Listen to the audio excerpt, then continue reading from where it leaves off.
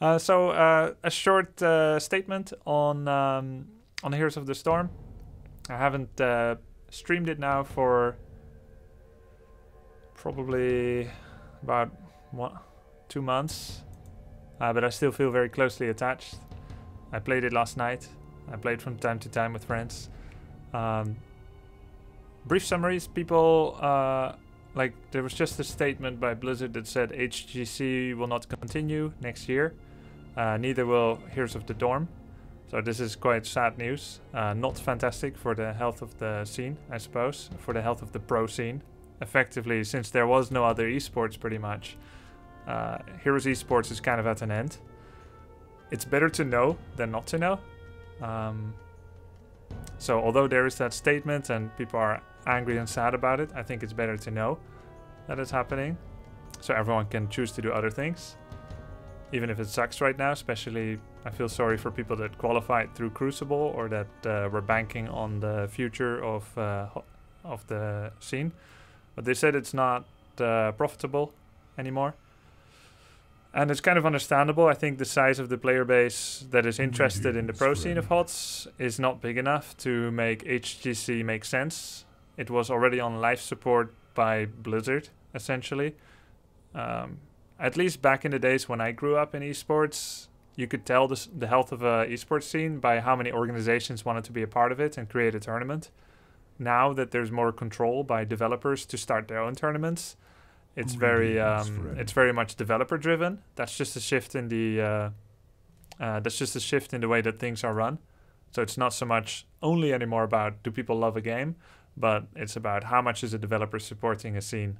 And generally that will be based off of their profits, which makes sense because companies have to make money. And now, since they are not making enough profit, they're ending it, which is kind of a shock to many. And I did see some signs, but I didn't know that this was going to happen either.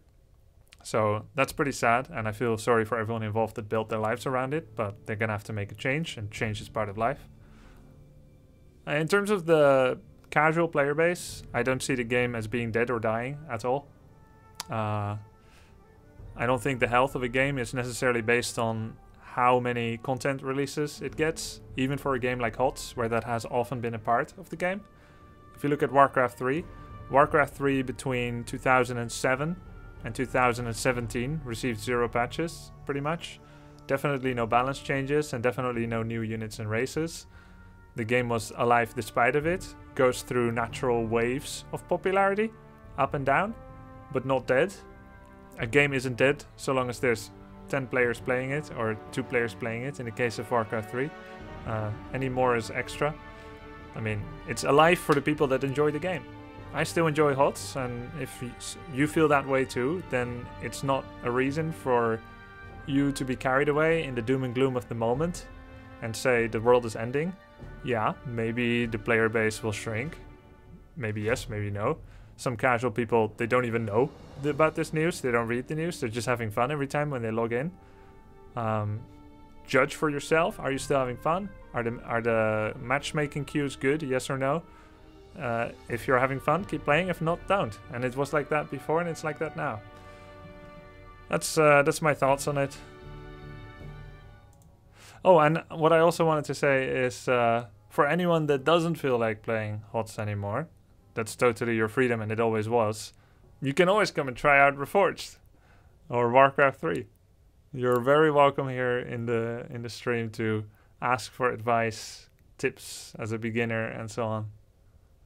There are other lands out there, but like I said, I will not be a stranger to HotS. I still play. You may meet me on the ladder sometimes in the rankings, playing Kel'Thuzad most likely.